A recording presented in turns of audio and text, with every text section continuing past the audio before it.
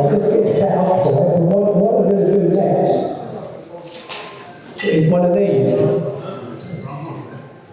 Can you see that? Yeah? Can you all see that? It's a salt bell, all right? So inside there is a funnel. So when I do that, the salt doesn't come out, but if I go up and down, there's nothing in this one. It comes out of that little hole, all right? So inside there's a funnel, and this is thread chased into there as well. So that'll come off. I don't know if you can see on the camera the funnel inside. Am I in the right place?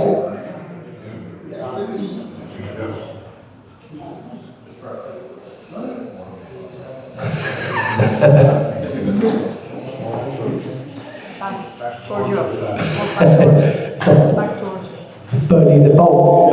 Remember Bernie the Bolt? Anyway, you're going to have to... I'll show you how to make this. So I was in Utah with doing a demo with Jerry Richardson, Les Ford, and Alan Batty was there. And he was making a box with a funnel inside. And I thought, well, that's a really good idea, but I thought it will make more sense if it was a bell. So I made that. In fact, I made the first one in a demonstration at a place called Bedford Tour. And I've been demonstrating it ever since. You can download the plans off my website. So we're going to make one of these. It's a bit complicated, but it's a good little project. You can just imagine a tea party and someone said pass the salt and you pass the bell. So you need ebony for the handle. You can use lignum, boxwood, pink ivory, all kinds of hard timbers. The bell, it doesn't make so much difference because I use a tap for the bell, and then I use a thread chaser for the ebony. So we're going to make one of them, okay? So give me a minute to set up. This is purple heart.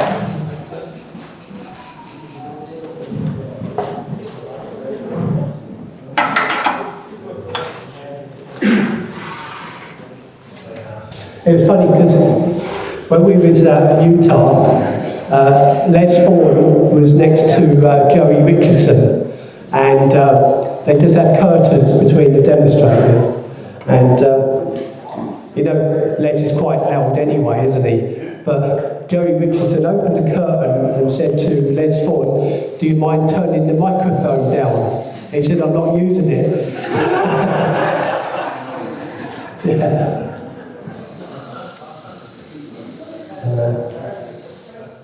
Just find the centre of that.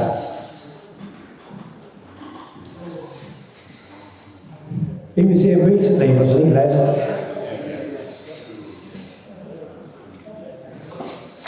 I was just talking to him on Thursday. His mother died on Thursday, so he just had to cancel a demo. Well, if I could do it because I'm here. Right.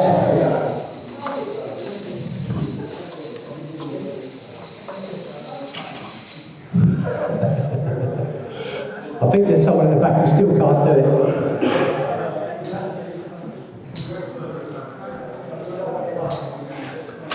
Right.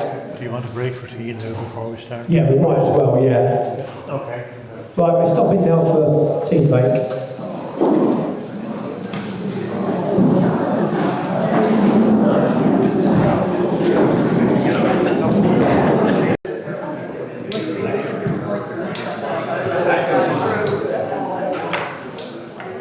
Right, let's make this bell. Now this is a bit more complicated than what I've been making so far. So there'll be a little bit of thread chasing on this as well. The timber is longer than it needs to be because some of it will be the funnel Should have a mark in here somewhere. Yeah, but I think all that time demo with a lot of glasses on. So I've got these safety glasses here. And these have got the lenses on to see what I'm doing. I had to do it by guessing before. Right, so we'll turn that to a cylinder first.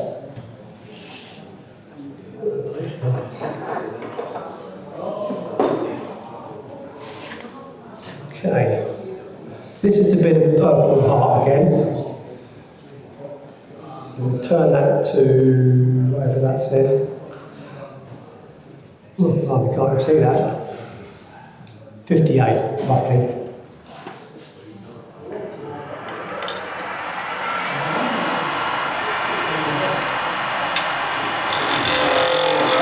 A bit low with the tallest. The bigger the wood, the higher you've got to go with the tallest.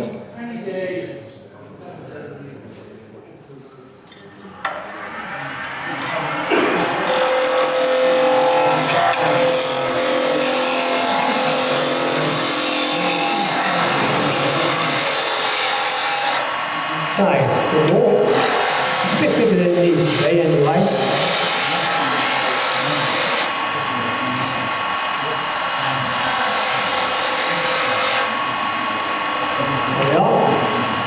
So, this says inch and a half, so this will be the belt, and this will be the funnel that's inside.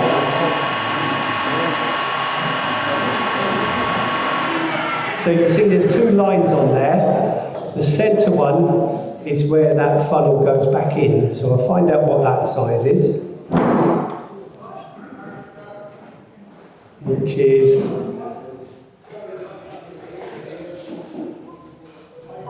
40 mil, roughly.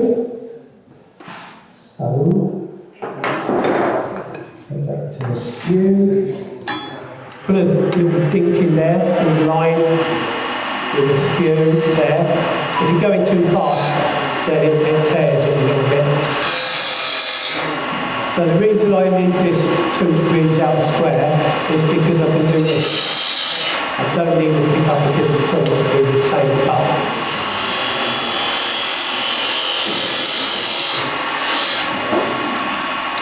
So I'm kind of using it as a big parting tool.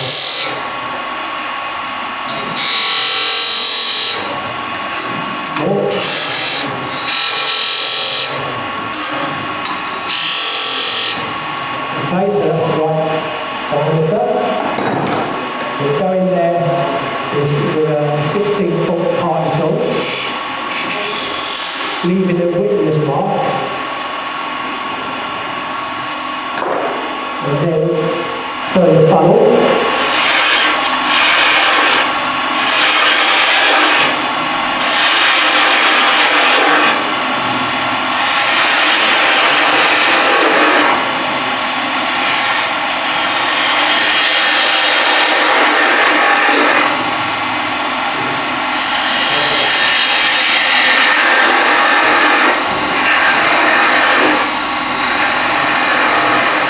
Okay, so that's the funnel. So that's going to be reversed back into there. Alright? So I don't need to sand it because you're never going to see it again once it's in there. I can do some of the bell at this stage, so this is what you're looking at the moment, that way round. Okay? So, find out the size of the big mark chuck.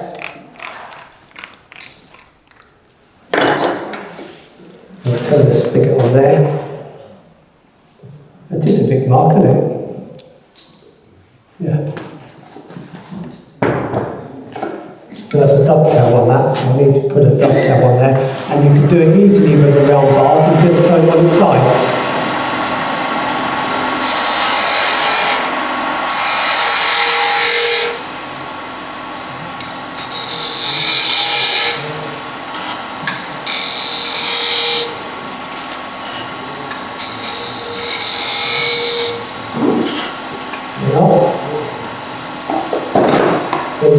sound of the bell when it's between centres.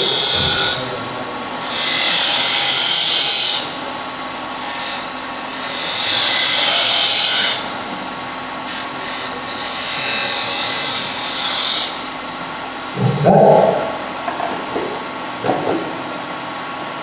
And slow that down.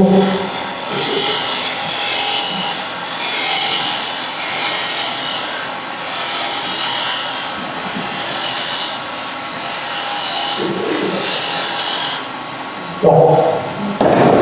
So you always do as much as you can when it's between centres, because as soon as it goes into a chuck, you get all kinds of vibrations that you don't want or don't need. Okay? So, move this along.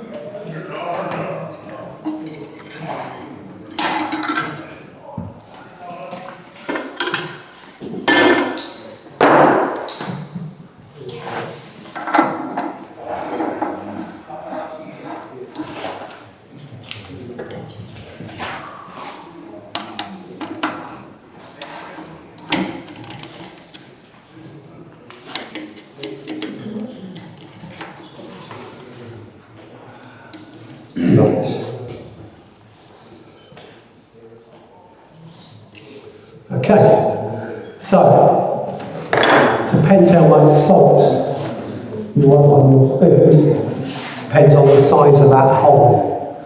Now that's about 3 millimetres.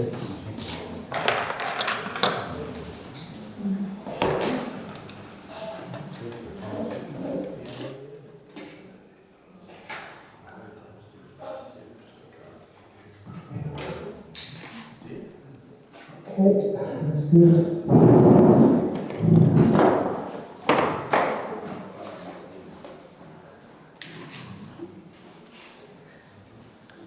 Right. Fine.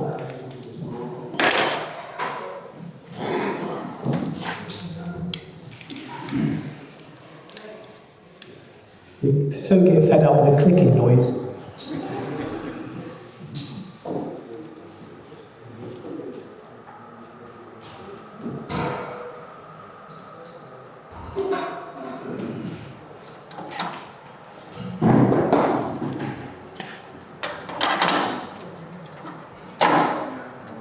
Right. So you need to drill this on the lathe. Move that back a second. Slow it down.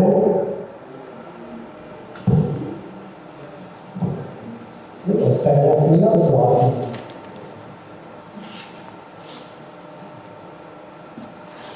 I've been having trouble with my eyes. I've been having injections into one of my eyes of macular degeneration.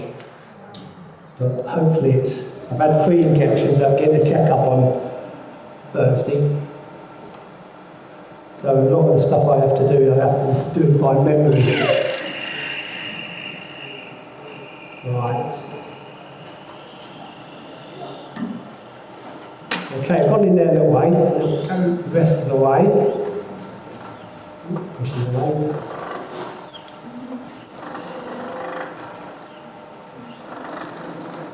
Right, that's good. Take that out, it's going to be hot.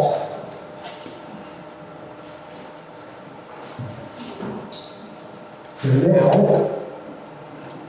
I can turn that off. Now I may need to just adjust it, because turn something between centres, you put it into a chuck, and sometimes it's a little bit out. So I need to just touch it. Yeah, it's just a little bit out, so I'll get that right. There, that's fine. And then we'll part that bit off.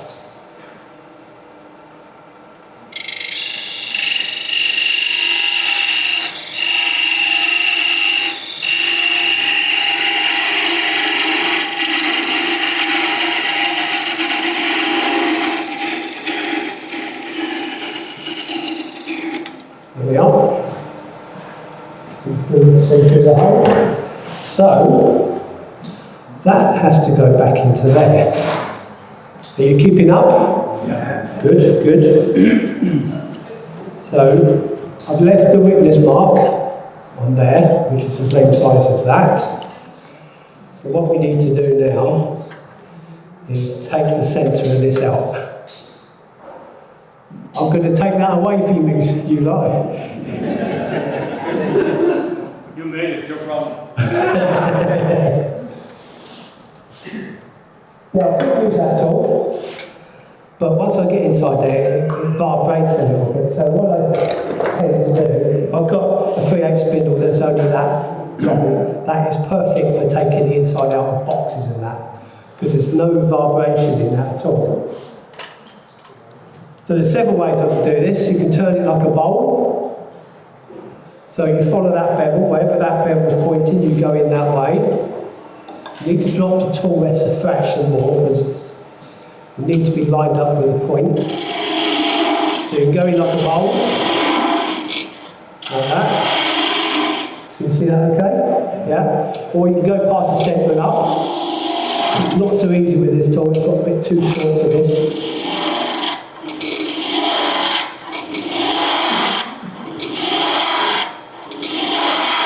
Now we used to do that back in the first company I worked for, and the reason we did it that way is because we couldn't move the tool rest, because it was made of wood, and so we have two little wedges under here, so it didn't move either end. And we used to do that cut from here and up, so we didn't need to move this over here, but obviously with these modern lathes, it's easier to move it around there.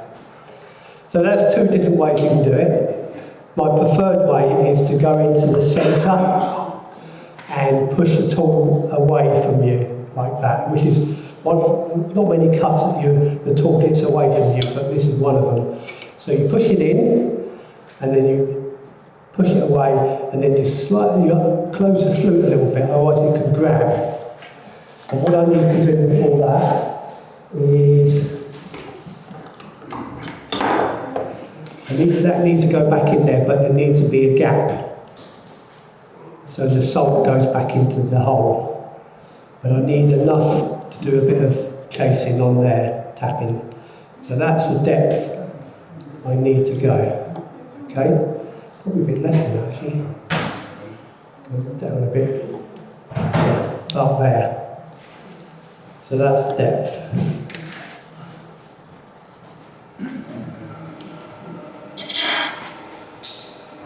More speed. Again.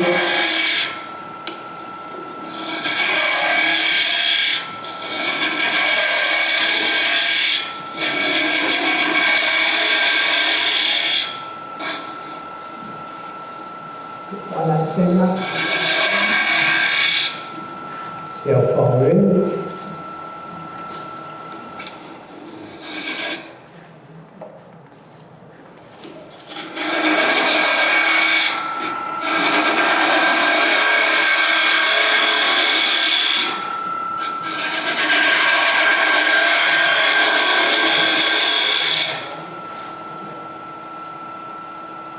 Nearly.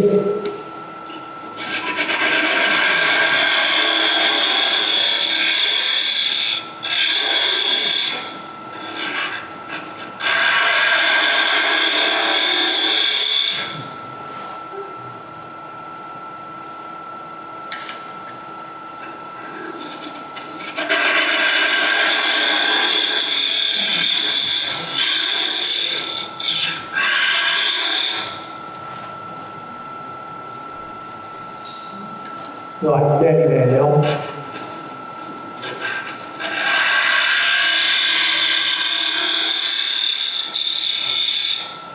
Okay, so let's make sure it's the right depth. Here it is. So what we need to do now, get the right size wheel.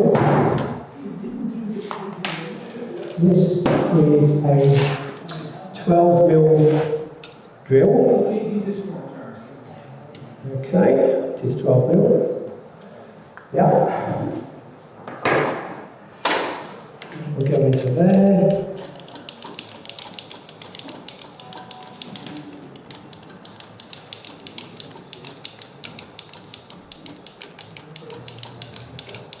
Gary, would you be happy with a lamp there? I could, yeah, it's a bit dark. Yeah. Yeah. Especially that light problem, you don't have to be putting so much strain out. Yeah. It's like working in the dark, but if that blind turner can do it, I'm sure I can. But no, it's not. Yeah. I saw him down, he did the blind turner, what's his name? Got his name now. Ship or something. Yeah, he did a demo at our club, and it's amazing what he can do. Right, let's turn this down a bit. Gary, there's two chaps with me tonight. There's two chaps with me and I'm blind. Yeah. They tell you how to do it. Right, give it a few seconds for that to find the centre, because otherwise it can jump up and down a bit. And never let go of the key jump, especially when you're pulling it out again.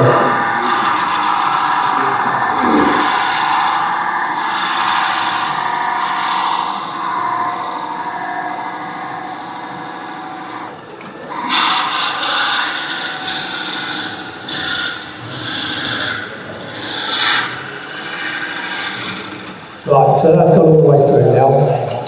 Move that out of the way.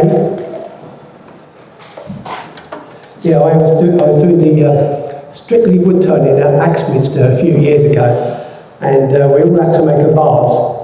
And Dave Reeks, anyone remember Dave Reeks? No? He was one of the top turners in the UK, and he was drilling this vase. And I said to the bloke next to me, because he wasn't holding on to that, I said, you wait and see. He started unwinding it, and it come out the Morse tape and flew up in the air. So basically, you've got to keep your hand on it all the time, because if it does come out this Morse taper and it's stuck in the wood, it doesn't get airborne. Right. And then,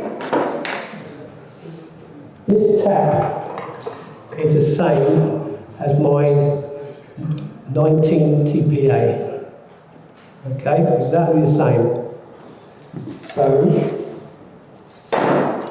now we're going to there.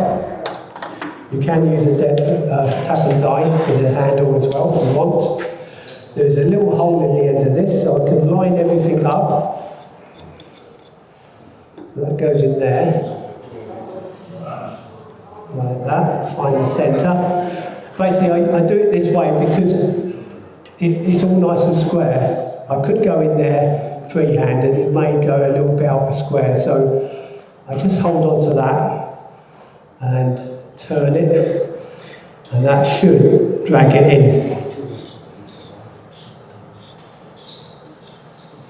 Which it has. I'll move this out of the way now.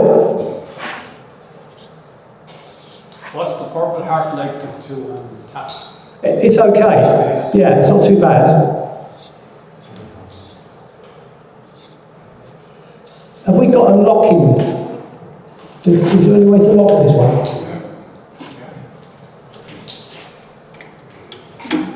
Oh, I can use that little button, can't I? Just do it from there. Oh no. And there like that.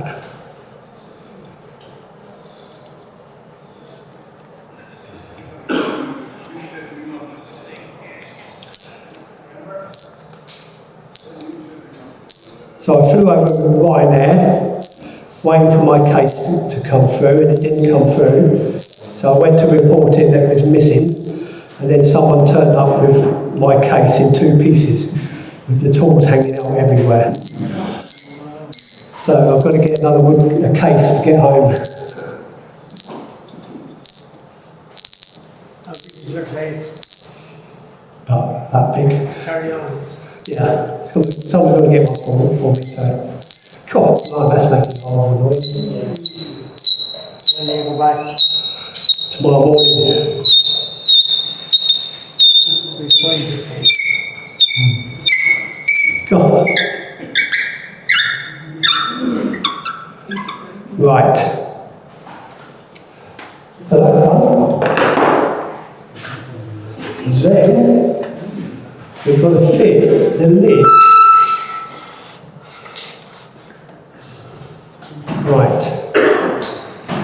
So we know, once I turn that off, this should fit in there. I hope. We're going to use a little quarter. I could use a box scraper, but I'm only going in 3 or 4 mil. So I use this so it actually cuts. When people talk about scraping, you know, you can't cut yourself scraping, they're funny. But if you drop the handle and then lift it in, that will cut.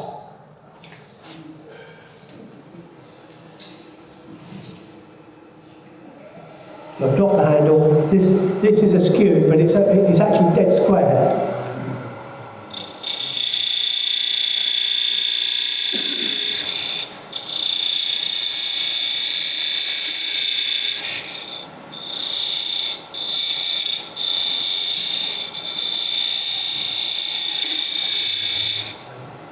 Got to be careful.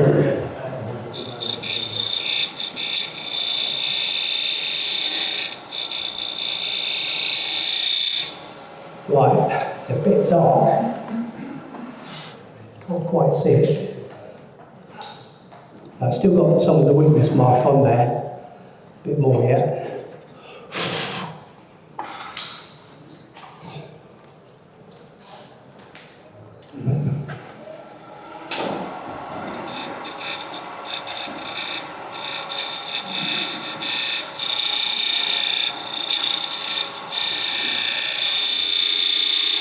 Right, so look at that.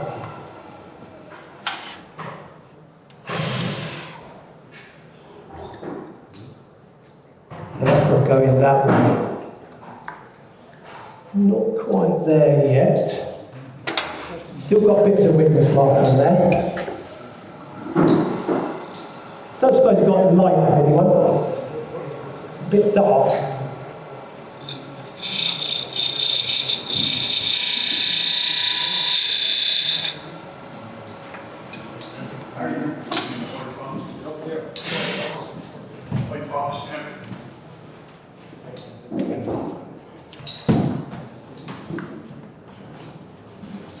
Aha.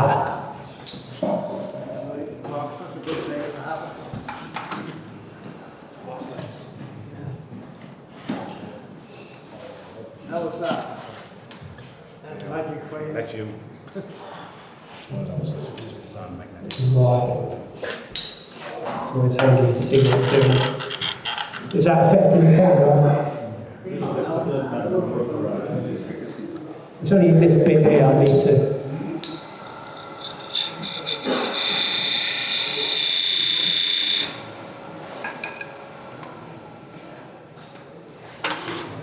So that should.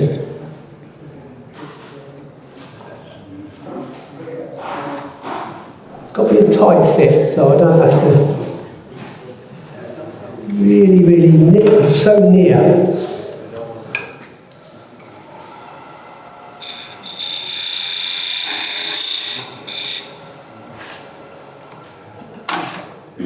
So look at that. That go in there now. I'll just clean out all the dust and that. It's full of dust. That's it. So what I need to do is make sure the grain is in line.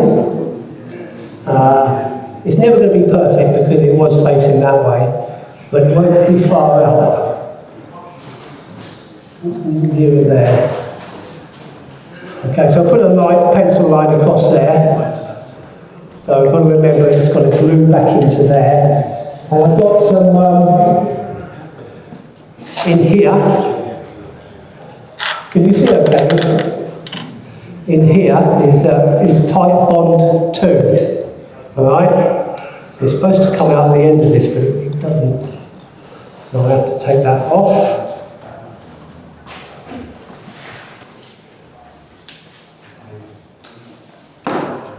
So yeah, this is tight bond 2.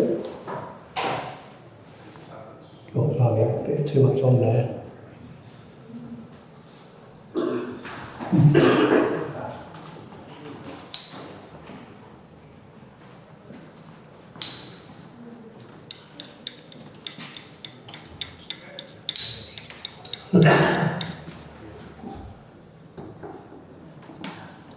Right. So plenty of glue all the way around there. Like that. That's good. Put the lid back on. And then with the hammer, line up where that line is. Where's that line gone? That's there. Okay. Right. Type 1, 2, that'll go off within minutes. So that's going to come out there now. No, it hasn't, that's got to stay in there. And then I've got to do slightly undercut it in here, yeah? Right. Sorry, Gary, I didn't get that. Is that the undercut one? Yeah, got to undercut, because it's like a funnel, so you need to undercut it in there. So you can pour the salt into that hole, and it goes into the funnel. But we need it to be undercut. So this is a 3/8 spindle, and to get the tool in the right place, if I put the bevel on there, like that, this is the angle I need to turn that, okay? Like I said, the bevel tells you where your handle is. Alright, so if there's a gap between the bevel and the handle's over here, as soon as you touch that, it will run back. So put the bevel on there. As it spins, you can bring it back towards you, go slightly to my left, and then I'll go forward. So the bevel's on there, come back towards me, go a little bit to my left, pick it up a touch, hopefully. What's that, blunt?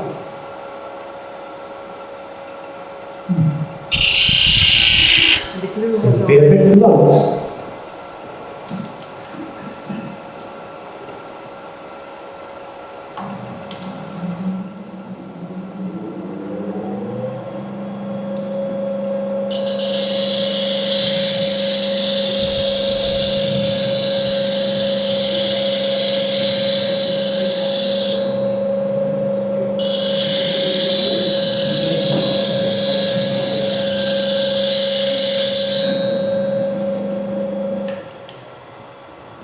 Okay.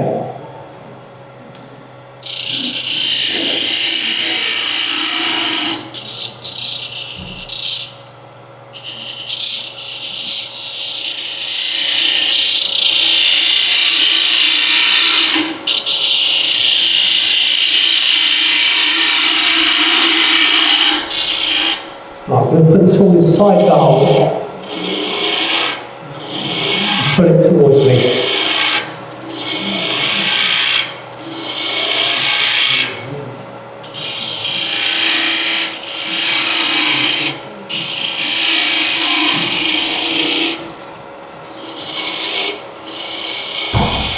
Right, so look at that. Gary, that type 1, 2 must be fast acting. Pretty fast, yeah. What colour is that on the, no, nothing on bottom. What, What? red, blue, green. I can't remember, to be quite honest. I know it's type 1, 2, that's all I know. On 3 colours.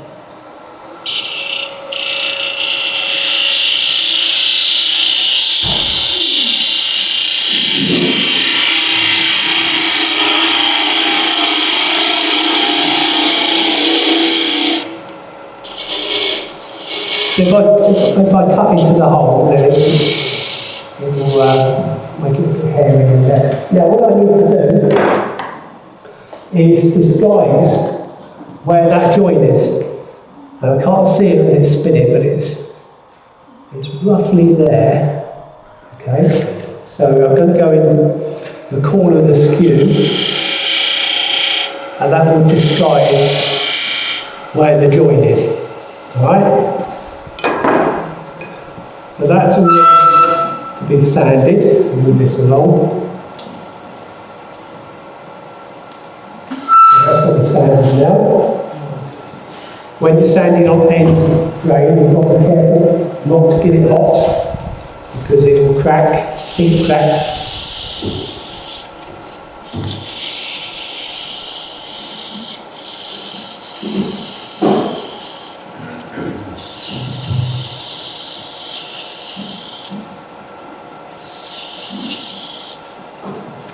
That was 240.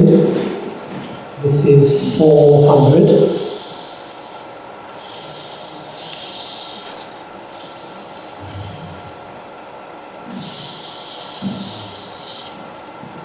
And this one is 600.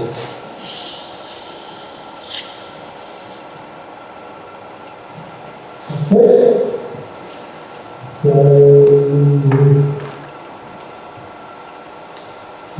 Get rid of that dust in there. Okay, that's good. That's going to come out there. Yeah? See that? Yeah. What you need is a monitor so I can see next time. Well, whatever. The local club I go to, I'm the cameraman. Which terrifies all the demonstrators when they see who the cameraman is. Apart from that, he just takes a mickey out of me.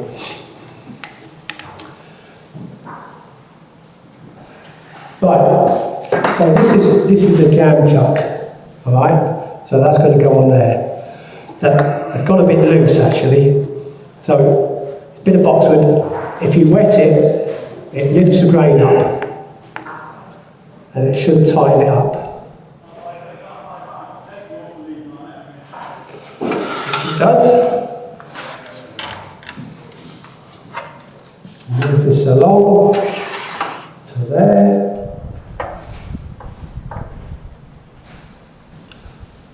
So, found a screw. Where'd that come from? Gary, can I take that? I don't think I know what it's for.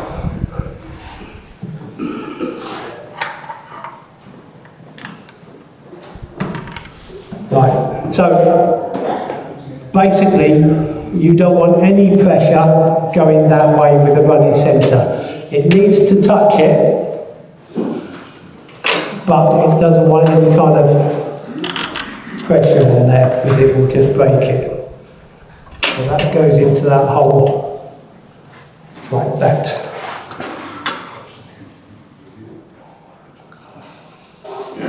Okay? So, then go to the 3/8 spindle. I'm going to use a longer one. This is one of Simon Hope's tools. Turn that on. I've said no pressure that way. It's a jam chuck, that's what's driving it.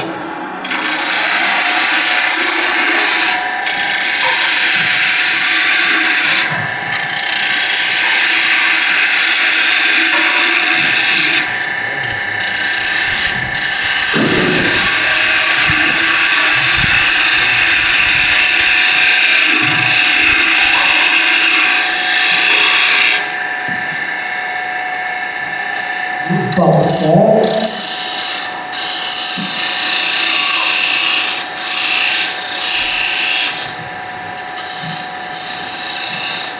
Okay, that's good. Then go to the skew. Just do that last little bit.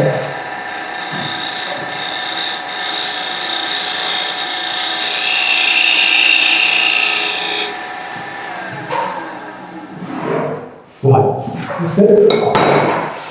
So now I can sand it all up. I tend to, where I've left this flat across here, I'll just sand it to it so it's nice and round. Do the sandpaper.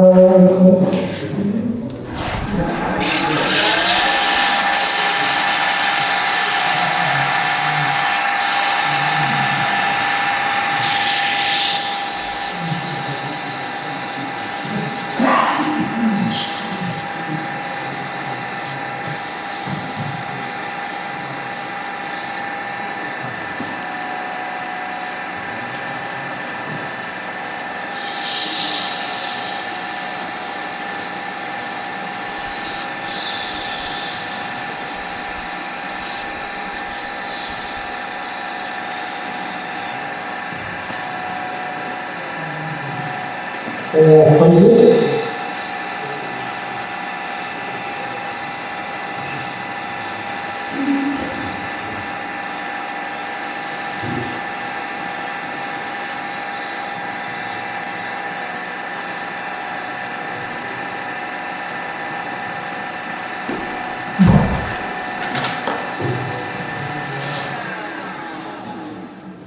Okay, that should be okay. Give that a twist. There. Actually, I've missed a little bit there. I'll just put that back on and sand that again. Might take a second.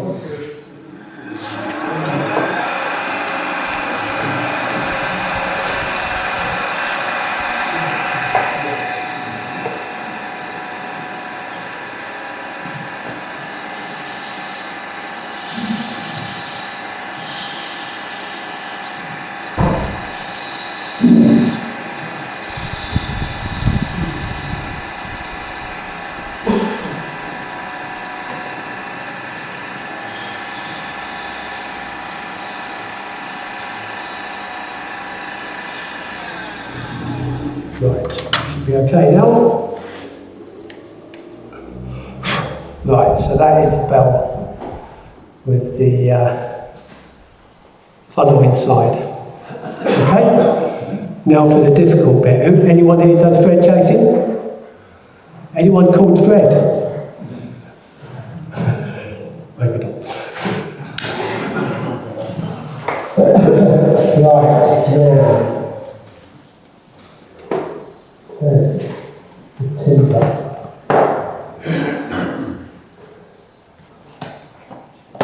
So this is Macassar ebony. No, it's not, that's Coca-Cola. I should have a bit of ebony somewhere here. What do I have? Right, so we're going to use a bit of Coca-Cola. Which, funny enough, I don't think I've ever tried putting a thread on it. So we'll find out if it works.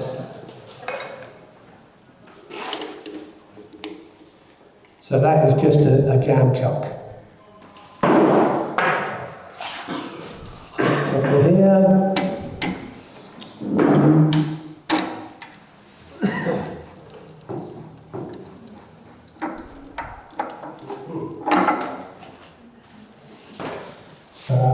use a small step centre.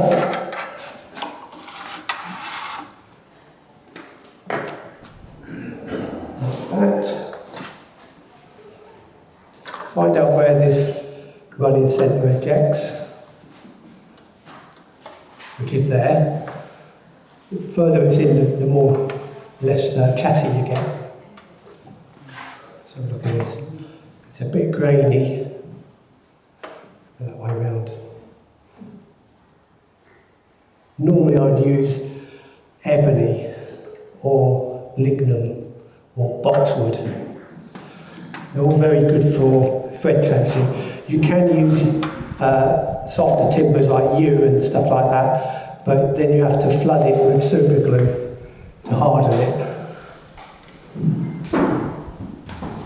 Okay, get that the right size, height. So when you when you buy a lathe, when you stand next to it, your points have got to line up with your elbow. If you get it wrong, you get a bad back, because you'd be compensating by bending your legs and leaning forward. So it's really important to get that height, the right height. Right. So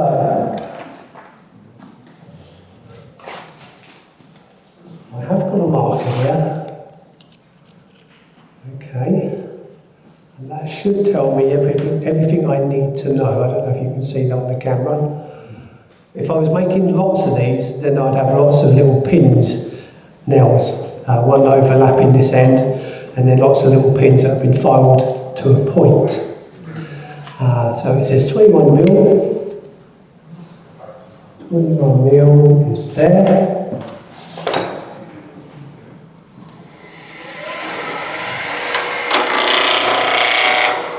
Coca-Cola is so expensive now, but it's not even spinning.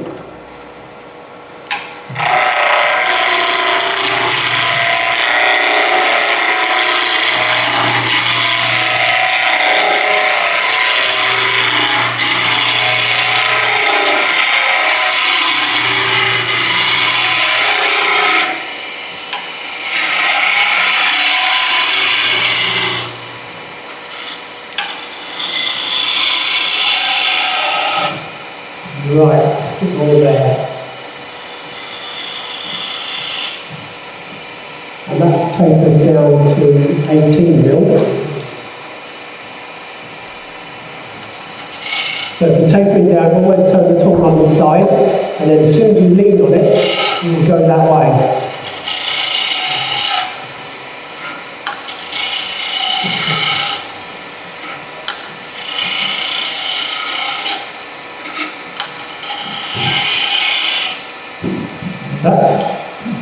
I know it's probably the easiest tool to use, but what you probably don't realise I'm doing is, when I'm using it, I'm not pushing the tool in, I'm leaning on the tool. So I lean on it, it gives me the right depth of cut, and then we go backwards and forwards. So you actually lean on the tool. You don't stand there and push it in. You lean on it. That's why I stand back away from the lathe. I'm about a foot away from the lathe, so I can lean on the tool. Right, so transfer these marks over.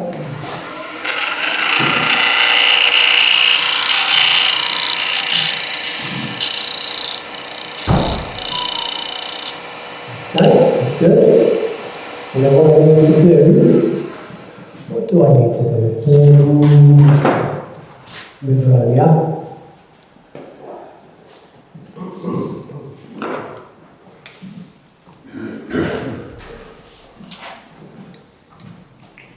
Find out the height for this, which it says it's 13 mil, yeah? The hole in there is 12 mil. Top of this tap is 13 mil. Okay, so we turn it to 13 mil. If I wanted it to fit first time, I'd have to go about 12.5 mil, and then I can chase along and it'll fit. But by half a mil bigger, it gives me a little bit of practice before I get to the right size.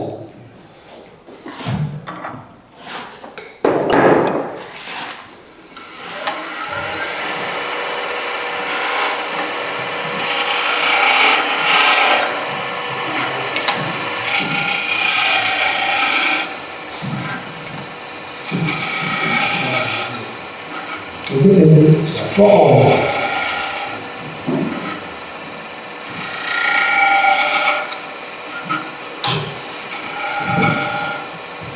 I know a lot of people hold it in one hand and do this, which I've never been that keen to do it that way, because I was watching a demonstration a long time ago now, and he was doing this, like that, and it suddenly caught onto the timber and it flew across over the top of the audience. I don't think like doing that. What I normally do to get the right size, I would use what's known as a coffee finger, which is that. Anyone seen these before? So basically, you put the pattern in there. There's a bar that goes along the back of the lathe, and then this goes backwards and forwards on the lathe, and then you set it. So once you've hit the right diameter, it will drop down. Richard Finley has it set up like that, isn't it? Yeah, yeah. Well, I kind of helped Richard when he first started. He come and visited me. He wanted to look at my RS Wadkin. So a lot of the jigs that you see are actually mine. And this wasn't my idea. This was Craft Supply. They brought out these. And I was probably the first people to use them. The fingers weren't long enough because I like sanding at the back. So I had some made, which is longer. So they all sit along there, they just drop when you hit the right diameter. Obviously you've got to turn it round first, and then lay them on there, and you keep turning until they drop. But one of the jobs I used to make for a guy called Stuart Lingford, who used to make lots of chairs in High Wycombe, I used to make a smoker's bow leg, and there's 14 different sizes on a smoker's bow. And I bought these, set it all up. They used to take me 12 minutes. I used to get £7.50 per leg, and they used to take me 12 minutes. And just by using that, I didn't have 14 different size calipers along the bed of the lathe. Just by using that, I saved 2 minutes, which means instead of making 5 an hour, I could make 6 an hour. So they really paid for themselves pretty quick. So mainly, most of the work I do, it gives me probably another £4 to £5 extra per hour. So yeah, Richard saw me, he's got some now, and who else got it? Les has got them. My apprentice, Phil Jones, has got them, and Michael Wood. We all use them. But to be quite honest, unless you're a production turner and you make lots of the same, they're not really worth the investment, because they're quite expensive, but they do pay for themselves pretty quickly. So I'll pass that around, you can look at that. So this one was made by Paul Howard, and Simon Holmes sells them now. Gary, was there any particular time when you were doing production work, and you were obviously told what to produce? Yeah. Was there anything that you hated? What I hated? I didn't like doing I used to make lots of shaving bowls with the lid. I hated that because it all went down my neck. There's lots of jobs I do. There's a few that I really hate. Like on Monday, I've got 500 knobs to make. Knobs? Yeah. They're little cupboard knobs. All the same? All the same. They've been turned on automatic, but I've got a cutter that I've ground a cutter to do the pattern on the face. I hate doing them, but they only take 1 minute, and I get £1.30 per knob. So the money is really good, but it's a bit soul destroying. So it's beach. But last week I made these magic wands, and this bloke goes on the cruise liners, and he's a magician. And they're in snakewood and ebony, and they've got tips on as well. It's a bit boring because they've got to be connected in the centre, but it's £1,000 a day, so I can't turn it away, even though it's a bit of a pain. So you have to do it, don't you? Right, turn it down.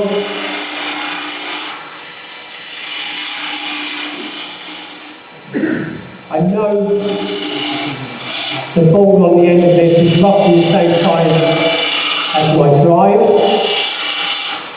So I can kind of get that in there.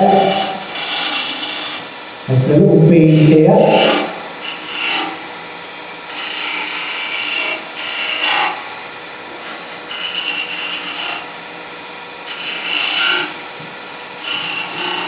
Okay.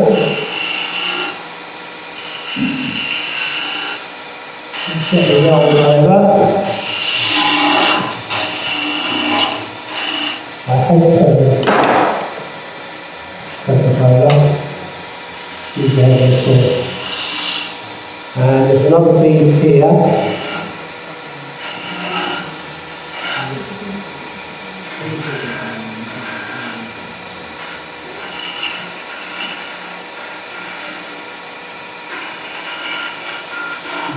Take that cord off.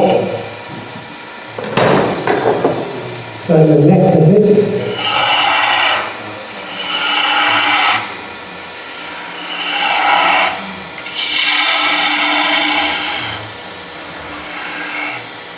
Like that.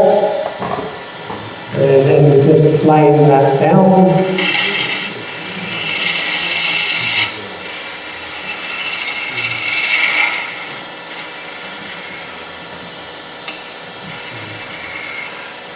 Right, thread chasing. This is a nice clean at all rest, so there's no dents in there whatsoever. I've put a little bit of wax on there as well. That helps. So we need to turn the speed right down to about 350, 400. Okay, that says that's 3. It jumps from 300 to 500.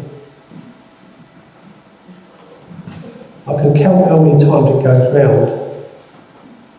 Okay, that's about 340.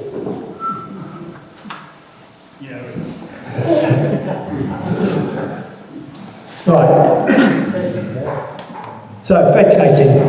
They don't work very well until you grind them, funny enough. So you grind them on top. So they go down on the grinder, like that. So it gives you a little bit of a curve.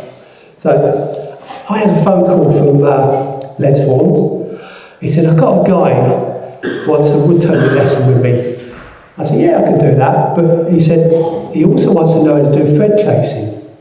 Well, what we used to do when we used to do darning mushrooms and food press handle, we used to have a V, and you would put it on a slight angle, and you turn it, and it would create a thread.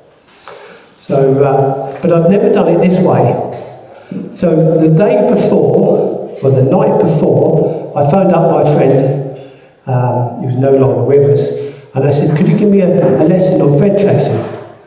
So he come over, showed me how to do it, how to do thread chasing, which I kind of picked up straight away. And the next day I went down to Les Vaughan and taught his mate how to do thread chasing, and then I taught Les how to do thread chasing, even though I only had one lesson. So what you've got to be, you've got to be really relaxed. If you're tense, you won't be able to do it. You've got to basically let the tool do the work for you. So you start on an angle here. Is that clear on the edge? Yeah? And then you go around here and you go on to the first 2 teeth along. Once you get nearly to the end, you bring it back out and you go backwards and forwards in a circular motion like that. Alright? Handle is a little bit higher, but once you've hit the bottom of these teeth, it starts to tear it. So I know this won't fit because it needs to be smaller, but it gives me a bit of a practice before we get to where we need to be. So you start here, get a couple of threads going, and then you bring this round.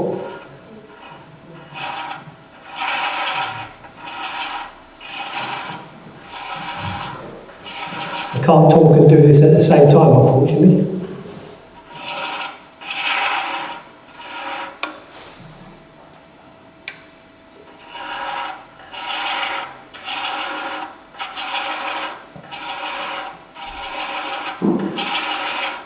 So I can put a bit of wax on there, that helps it.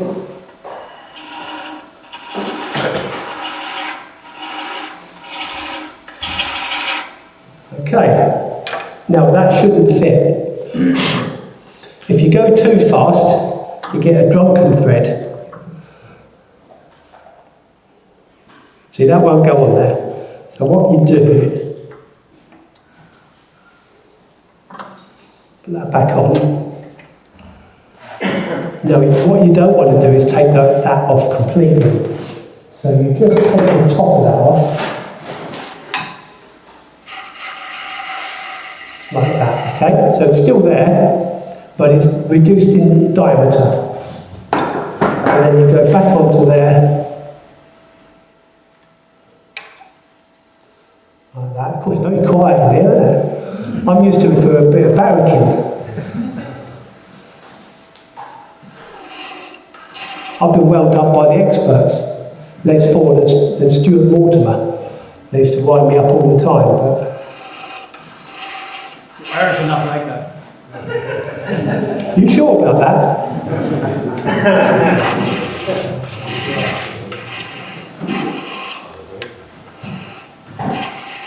Right, let's see where we are now.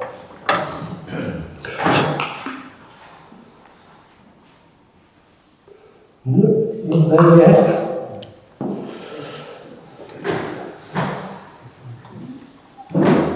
We'll wait until you're ready for a big catch and then we'll go. I normally do it on purpose just to make it feel better. But I need to do that recess at the back now. Get that done out of the way.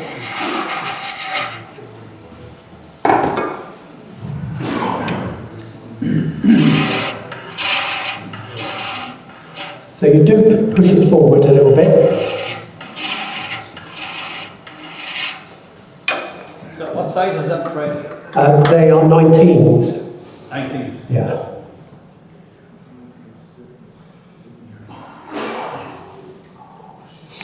It is very near, not quite. When's the barbecue ready anyway? It's what I know.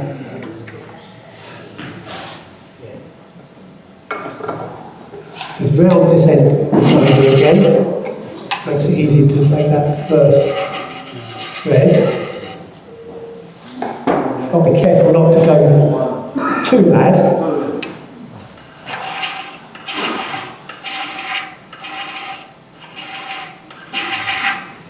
Right, let's have a look at that. It's got to be near.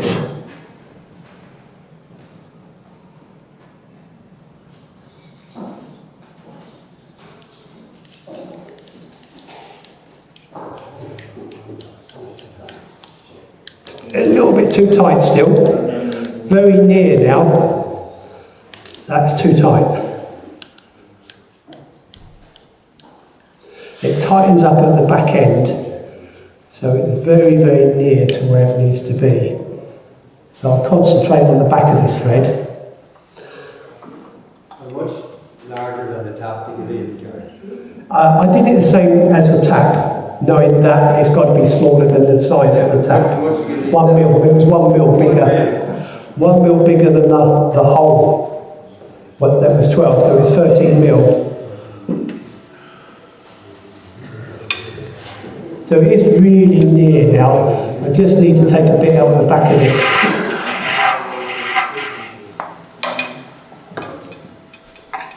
Do that recess at the back. There, round top over. Keep everything dead square, like a nut and bolt. That's better. Look at that. I amaze myself sometimes.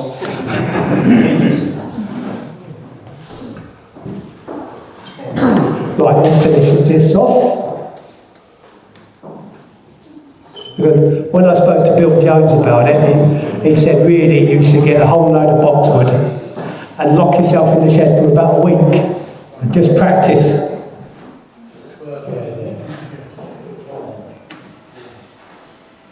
Right. I'm lucky that I can watch the demonstrator and I can do it myself if I wanted to.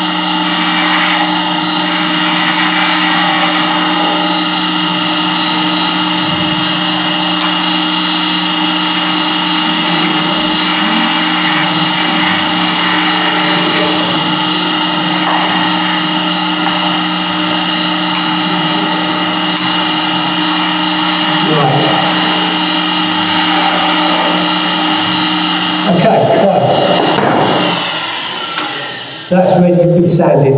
Being Coca-Cola, I would normally use Abranet because it's going to clog my sandpaper up, but Abranet, it doesn't clog it up as much. So, from 240, so it clogs it up straight away.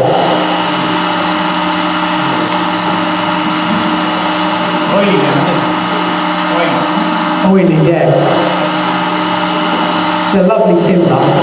I make apples out of Coca-Cola and I sell a lot of my stuff on Etsy and the Coca-Cola one sells for £60 for one apple. Don't sell many in this country, well not my country, but they all go to America. They got more money than sense over there. Anyone America? Come from America? That'd be well started then, because Coca-Cola is South American. Yeah. All the way to England and back. America used to be a really good market for me. I used to sell about £20,000 worth of apples every year, but now the tariffs have killed it. And I've got a couple of apples to go tomorrow, no, Monday, to America, but they have to pay the tariffs, not me, which they don't seem to understand that.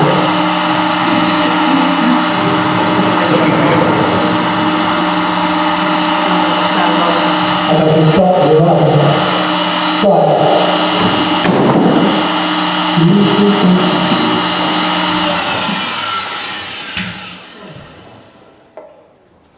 What's that? Yeah, the Aponet is so much better for this.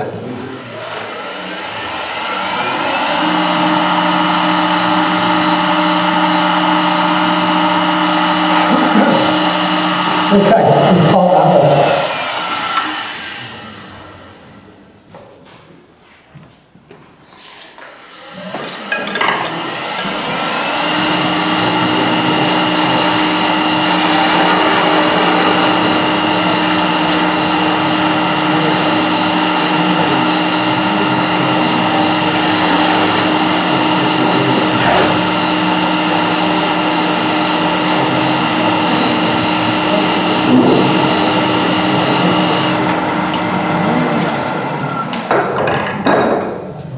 Okay, so again, there's a little bit to carve off.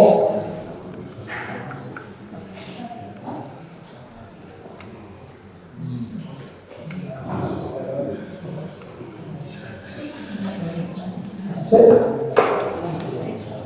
Just get the sand.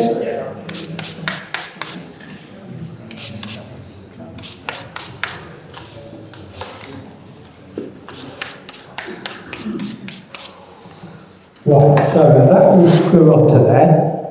This will be sprayed because it's going to be handled a lot and it's going to come in contact with wet hands and whatever, like that. And then we get some. So this is actually sugar. Okay, I used to take around a load of salt, but I left it in that box and everything went rusty. So instead of using salt, I use sugar. And being a funnel, it goes into that holder eventually. Okay. That'll do. I'll get a bit more there. Right.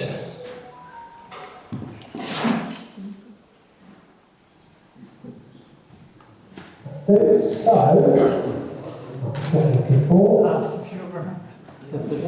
right, can you see that on the camera? Yes. Yeah, so, doesn't come out that way, but if I go up and down, see it?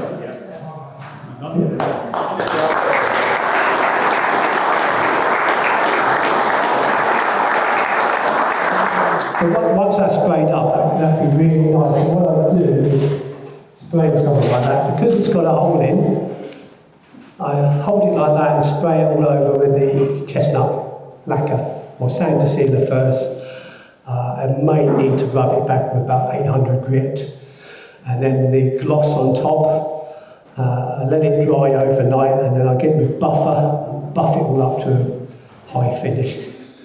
And these will sell for about £55. I recently did wizardry last year. I only had 20 made and I sold the whole lot, which is really disappointing because I didn't make enough demos. Because I made all my stock at the demo. There we are. Right.